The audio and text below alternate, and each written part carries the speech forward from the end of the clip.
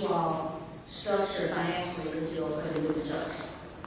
How are we going to structure it? So also I started investing in real estate in 2018.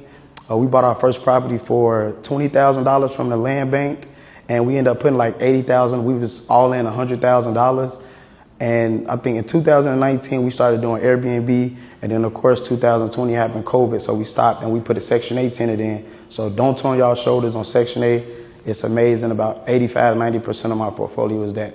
But the reason I say that is this property that we owned outright in full, and we still have it owned outright in full. If you are a developer, I recommend that you try to have at least one property paid outright in full, because it can benefit you in the long run when it comes to leverage. So on this new construction deal, we need about 900 to $1 million. I'll just say let's say we need like $1 million of funding for this specific property. Really like $900,000. I'm gonna say $900,000. Well, when you go through a hard money lender, or when you're trying to get financing, they gonna want anywhere from 15 to 20% down. So you're talking about a $900,000 loan, they want $180,000 down in that range. Well, because we own this property outright in full, we're able to leverage this property as collateral. So they're going to put a lien on the property that we own outright, and now we don't have to come to the table with all that money down. So that's how we pretty much going to structure it. So now we can keep more of our liquid capital, which I like saving in high yield savings account. Any of y'all got high yield savings accounts?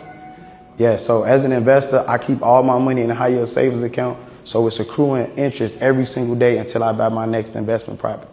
And then, of course, I'll leverage business credit funding and business lines of credit. These are things that y'all gonna need, so make sure y'all focus on y'all credit and understand the benefit of it, not for like buying clothes, traveling and stuff like that, but leveraging it into real estate and cash flowing assets, because it can really benefit you. And that's how we kind of structured the deal, leveraging that property to go into these new construction properties. So I'm excited about it.